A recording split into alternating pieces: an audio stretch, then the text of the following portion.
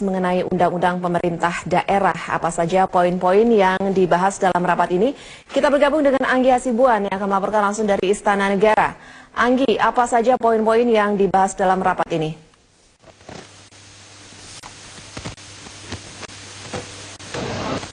Ya, kita poin yang dibahas pada siang hari ini adalah berkenaan dengan undang-undang bukan undang-undang pilkada seperti yang sudah kita nantikan, mengenai bagaimana atau juga proses akhir apakah nanti pemerintah akan menyetujui untuk pemilihan kepala daerah secara langsung atau juga tidak.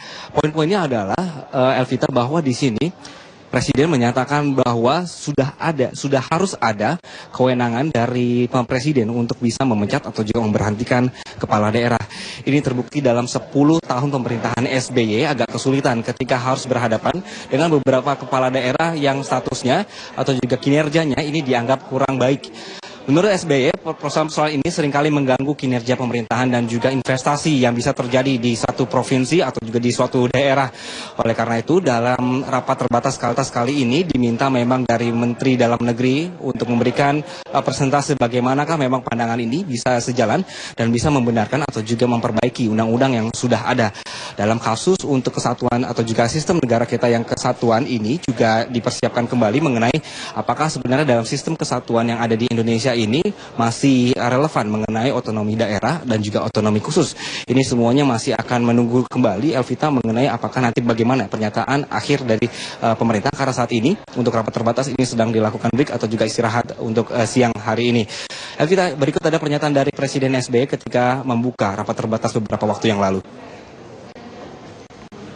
Oleh daerah.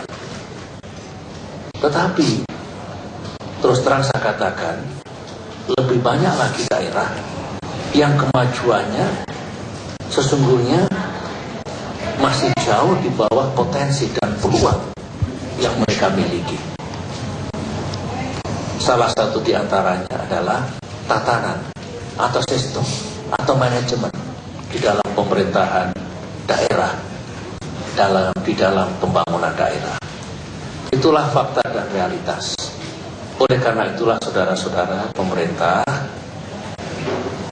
atas dasar semuanya itu ingin melakukan perbaikan terhadap undang-undang tentang pemerintahan daerah yang berlaku.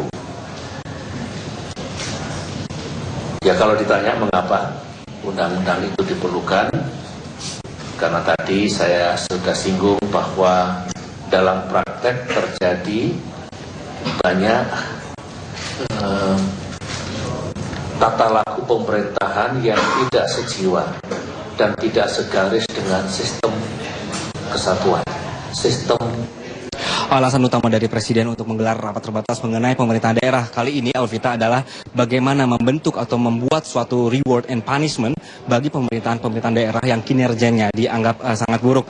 Pemerintah saat ini seringkali terkendala dengan sistem yang ada di negara, bahwa menyebutkan pemerintah baru bisa memberhentikan kepala daerah ketika sudah menjadi terdakwa. Elvita. Ya, baik. Terima kasih Anggi untuk laporannya.